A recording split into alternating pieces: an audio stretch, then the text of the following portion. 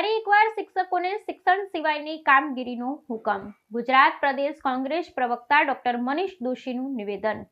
જસદણ પ્રાંત નાયબ કલેક્ટરનો શિક્ષકોને ભોજન વ્યવસ્થા સંભાળવાનો પરિપત્ર. જસદણના શિક્ષકોને ઘેલા સોમનાથ મંદિરમાં ફરજનો પરિપત્ર. 30 શિક્ષકોને વીવીઆઈપીની ભોજન વ્યવસ્થામાં જવાબદારી સોંપાઈ. આ અગાઉ અલગ અલગ 30થી વધુ શૈક્ષણિક પ્રવૃત્તિ સિવાયનું કામ શિક્ષકોને સોંપાઈ ચૂક્યું છે.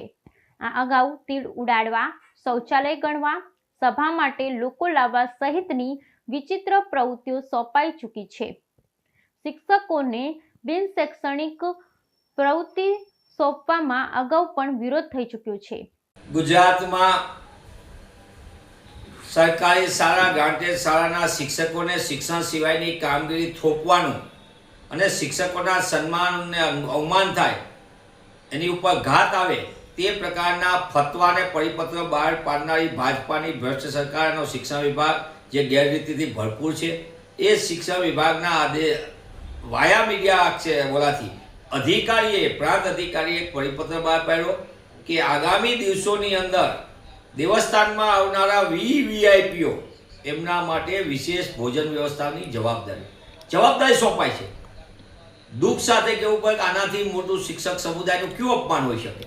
ગુજરાતની અંદર શિક્ષકોને શિક્ષણ સિવાયની કામગીરી સોંપવાના કારણે ગુજરાતની શિક્ષણ વ્યવસ્થાને મોટી અસર પડી રહી છે.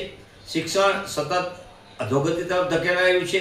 એક તરફ શિક્ષકોની મોટા પાયે ખાલી જગ્યા એટલે 40,000 જેટલા શિક્ષકોની લાંબા સમયથી ઘટ, અને બીજી બાજુ શિક્ષકોને શિક્ષણ સિવાયનું બીજું કામ શું એટલે કે તીર બગાવવા, પંચર સાંધવા, શૌચાલયો ગણવા, મોટા સાહેબ નાના સાહેબ આવે ત્યારે એની માટે ભીડ ભેગી કરવાની અને અનેક પ્રકારના કામ શિક્ષણ સિવાયના સોંપીને શિક્ષક સમુદાયને શૈક્ષણિક કામગીરીથી દૂર રાખવાનું પાપ પણ ભાજપ સરકારે કર્યું છે. અને એના કારણે ગુજરાતના બાળકોને શિક્ષણના અધિકારથી વંચિત રહેવું પડે. ત્યારે હું આપના માધ્યમથી માંગ કરું છું કે આવું મગજ વગરનો પરિપત્ર કરનાર, વીવીઆઈપી માટેની ભોજન વ્યવસ્થાના આવા પરિપત્ર કરીને શિક્ષક જગતનું અપમાન કરનાર જે અધિકારી હોય તેની સામે પણ પગલાં ભરાવવા જોઈએ અને આવા પરિપત્ર તાત્કાલિકપણે રદ કરવા જોઈએ એવી સરકાર સમક્ષ કોંગ્રેસ પક્ષ તરીકે અમે માંગ કરીએ છીએ.